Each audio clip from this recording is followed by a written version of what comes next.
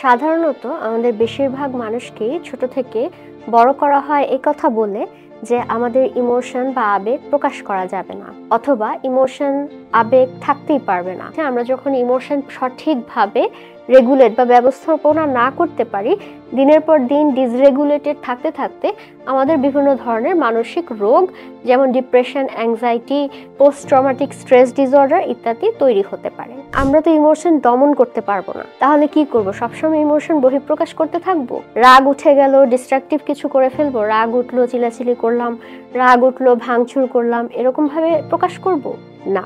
অর্থাৎ ইমোশন এভাবে দমন করেও রাখা যাবে না, আবার সবসময় এভাবে ইমোশনাল আউটবার্স্টও আমাদের জন্য উপকারী নয়।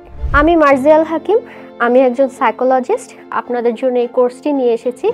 এই কোর্সের মাধ্যমে আমরা ইমোশন কিভাবে সঠিকভাবে রেগুলেট করতে হয় তা শিখব।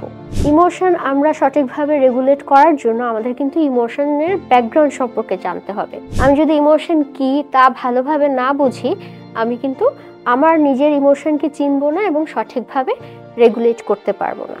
এ কারণে আমরা এই কোর্সে ইমোশন কি, ইমোশনের থিওরিটিক্যাল ব্যাখ্যা কি কি কারণে ইমোশন তৈরি হয়, কি কারণে ইমোশন সঠিকভাবে রেগুলেটেড হতে পারে না, এগুলো শিখে তারপর আমরা এক এক করে ইমোশন রেগুলেট করার বিভিন্ন টেকনিক্স শিখব।